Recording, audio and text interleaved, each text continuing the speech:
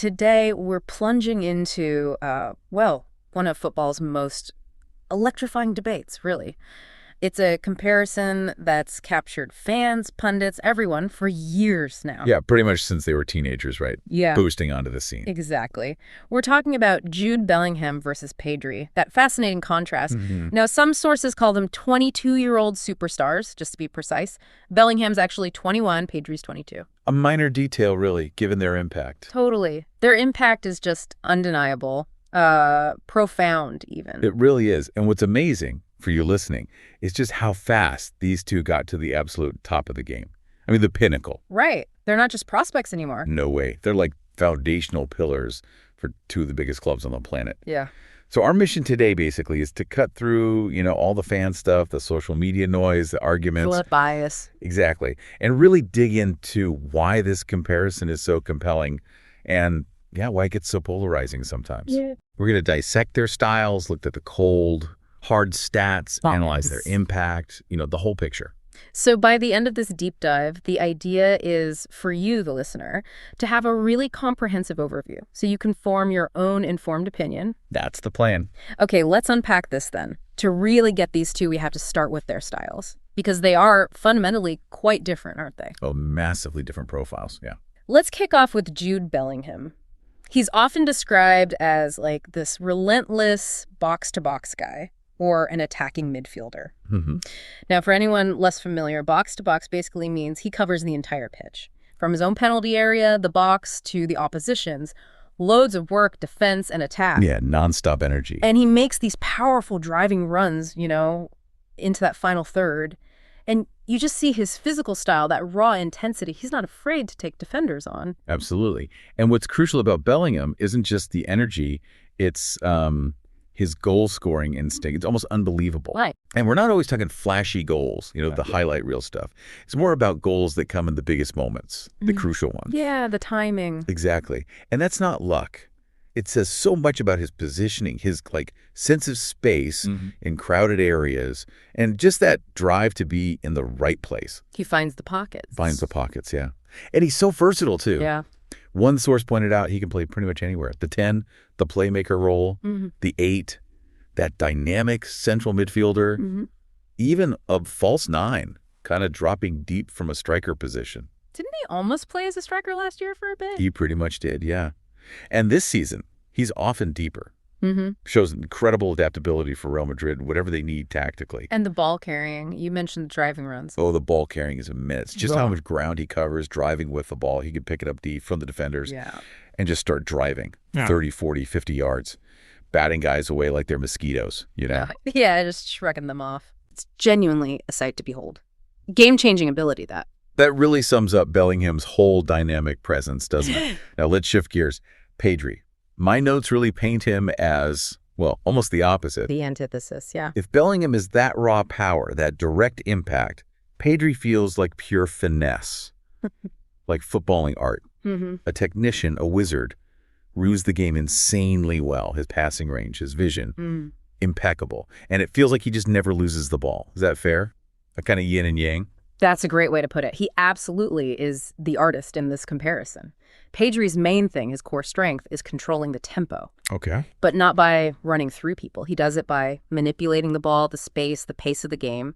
He dictates how Barcelona play. Pulling the strings. Completely. Orchestrating attacks before they even properly form. People often say, Barcelona right now moves how Pedri wants them to move. Wow. His touch is like silk, honestly. He dribbles like he's dancing. Yeah. Quick little touches, body feints, just enough flair to get out of tight spots. And that press resistance people talk about. Oh, incredible press resistance. Yeah. Meaning, even when players are swarming and pressuring him hard, he keeps the ball. Yeah. Makes the right pass. Yeah. You could, trap him in a phone booth with 3 defenders. He'd probably still find a way out with the ball. That's insane. As a former player, watching that, it's just mind-boggling. It's a nightmare for the opposition. I bet. And what's cool is how he keeps evolving, refining his game. He even got his hero, Iniesta, talking about him now, recognizing his unique quality. Okay, so we've kind of painted a picture of their individual brilliance. But how does this all translate into, the numbers, the actual impact? Let's look at the stats, the tail of the tape. Right, the stats tell a story, too. When you look at goal contributions, Bellingham's numbers are just, they're eye-watering, frankly. For this 2024-25 season, 11 goals, 11 assists. Wow. That's 22 goal contributions in 38 games. Specifically in La Liga, 7 goals, 6 assists in 19 matches. Champions League, 3 goals, 3 assists in 9 games. Those are striker numbers almost. Mm-hmm. Exactly. You expect that from a forward, not usually a midfielder playing, often quite deep this season. And here's where it gets really profound with Bellingham. His mentality, his importance. You look at non-penalty winners scored after the 90th minute. Okay, the really clutch goals. The most clutch goals. He has 6 of them. 6. Get out. Seriously, to put that in perspective, that's level with Messi. Messi has 6. And just 1 behind Cristiano Ronaldo, who has 7. And Bellingham's only 21. That's unbelievable. Unreal. It's not just a number. It shows his mentality under pressure, his ability to deliver, his positioning sense in those critical moments. He scores defining goals. Yeah, not just padding stats. Not at all. And, everyone thinks of Pedri as the pure playmaker. Right. But Bellingham actually has double Pedri's assists in La Liga this season. So he's clearly a massive chance creator, too, not just a scorer. So what are Pedri's numbers, then, for comparison? Pedri, for 2024-25, has 5 goals, 7 assists. So 12 total contributions. Okay, still decent. Yeah, solid. In La Liga, 4 goals, 3 assists in 22 matches. And in the Champions League, 2 assists. It's a good return, but it's just a different type of offensive output, isn't it? Definitely a different profile. So Bellingham's lighting up the scoreboard, deciding games directly. But then this debate involves more than just goals and assists. Absolutely. When you think about game control, defensive work, football IQ, that's where Pedri really starts to shine, doesn't it? He absolutely does. You've hit the core of it. How do you define impact for a midfielder? It's not always just goals. Right. Pedri's control, his possession stats, they're phenomenal. His pass completion is consistently among the very best in Europe. Got an example. Yeah. Sources highlighted one game against Benfica. He had 107 passes, 84 out of 88 were accurate. That's a 95% pass accuracy. Wow. And he created 3 chances in that game, too. That's just pure midfield dominance through passing and control. And defensively, because people don't always associate him with that. That's the fascinating bit, his defensive evolution. Some experts argue he's actually more complete defensively than even legends like Xavi and Iniesta were. Really? Yeah. He tracks back really well, wins the ball, intercepts passes, covers intelligently for teammates. There's a metric, ball regains per 90 minutes. Okay. Pedri's is 13.89. Bellingham's is 10.17. So Pedri's winning the ball back more often per game. That's surprising. In that same Benfica game, he won possession back 10 times for Barca, made 5 tackles, won 7 duels, those one-on-one battles. And get this, didn't commit a single foul. Clean. Very clean. It's a masterclass in effective, intelligent defending without the big crunching tackles necessarily. Okay, that's remarkable. So while Pedri's defensive work is maybe more subtle, more intelligent, Bellingham's is just more noticeable, right? More disruptive. Exactly. Bellingham doesn't just break up play. He instantly turns defense into attack. Vroom. Yeah, that transition. His positioning defensively is excellent, too, and he presses like mad, covers ground so fast. He's a weapon in those transitions. So Pedri's the quiet surgeon, Bellingham's the bulldozer, winning it back and launching forward. Kind of, yeah. Different styles, same aim, win the ball. Now, if we connect this to club success, the argument some sources make is that Bellingham's had a bigger, more immediate impact at Real Madrid than Pedri maybe had initially at Barcelona. How so? Well, Bellingham walks into Madrid and almost straight away, he's central to them winning a Champions League, winning La Liga. He was, quote, insane for them. Right. Big game player from day one. Yeah. There's even a strong case that he kind of carried Madrid during certain periods, especially before Vinny Jr. really hit that consistent world-class level. When you say carried? Not like he did everything alone, obviously. Yeah. But being the main catalyst, the difference maker, especially when maybe others weren't firing on all cylinders, he stepped up hugely. Gotcha. And Pedri's impact at Barca? Different narrative. Different, but yeah, equally vital in its own way. He's often called the glue for Barca, the engine room. Heartbeat. Exactly. The consensus is, you take Pedri out of that current Barcelona team, they struggle. Big time. Why specifically? His balance, how he links play, keeps possession under pressure. It's maybe underrated by some, but it's absolutely essential to how they want to play. So Bellingham might be the star attacker, but Pedri is arguably this systemic heart. Interesting distinction. Okay, let's talk evolution, because these guys aren't static, are they? Coaching, fitness, adapting their roles. Massively important.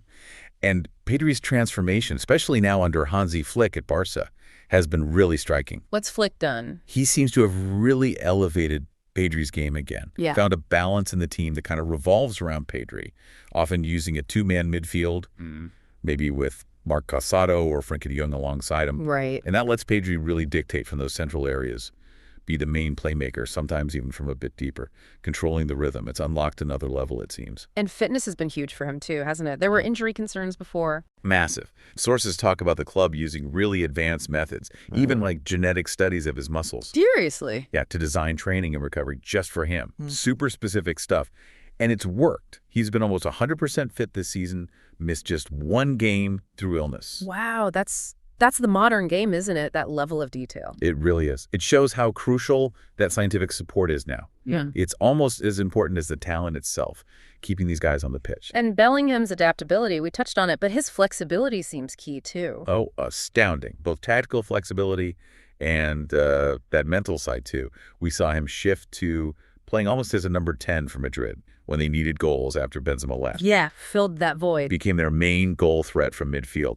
Now, he's often deeper, again, playing as an 8, but with huge responsibilities. Defending angles, covering passing lanes, still getting forward. Doing a bit of everything. His football IQ is just so high, he can do a bit of everything. But, the slight issue is he's kind of required to do almost everything in that Madrid midfield sometimes, which is a massive ask, even for him. Huge pressure, huge workload.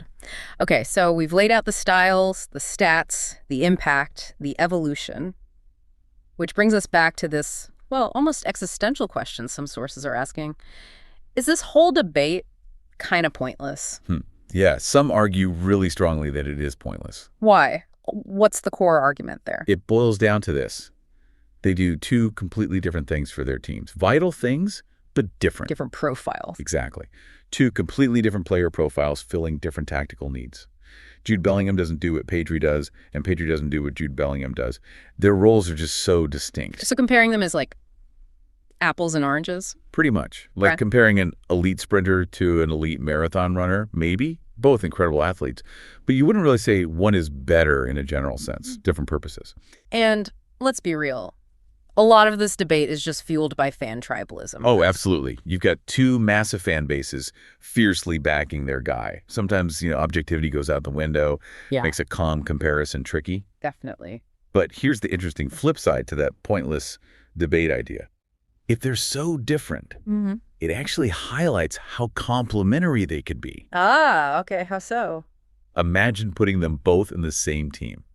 Seriously, sources suggest it'd be like a cheat code. Ooh, okay. Pedri, with his control, his orchestration, he kind of needs someone like Jude alongside him. Someone to break lines, make those powerful runs, get the goals. Yeah, the penetrative force. Right. And conversely, Real Madrid, especially now Cruz is gone, they could really use someone who controls games like Pedri, that tempo setting, that press resistance. Good point. So maybe it's not about who's better overall, but more about how perfectly suited they are to their specific roles and how incredible they'd be together. A frightening prospect for opponents. So wrapping this up, what does it all mean for you, our listener? We've gone deep on Bellingham and Pedri. And it's just crystal clear, isn't it? They are undeniably two of the very best midfielders on the planet right now. Full stop. No question. Each offers unique world-class strengths. They're indispensable to their teams, shaping games, defining eras already. They really do redefine the modern midfield, each in their own way. Absolutely. So for you, the listener, maybe here's a final thought to chew on after this deep dive. In today's football landscape, which is always evolving, always getting more complex, which type of midfielder holds more inherent value? Okay. Is it the relentless goal-scoring box-to-box engine like Bellingham? Or is it the orchestrator, the tempo controller, the technician like Pedri? Oh, is that even the right question? Exactly. Or is their brilliance ultimately just totally dependent on the system they're in, the tactics, the teammates around them? No easy answer there, is there? Not at all. But definitely something worth pondering.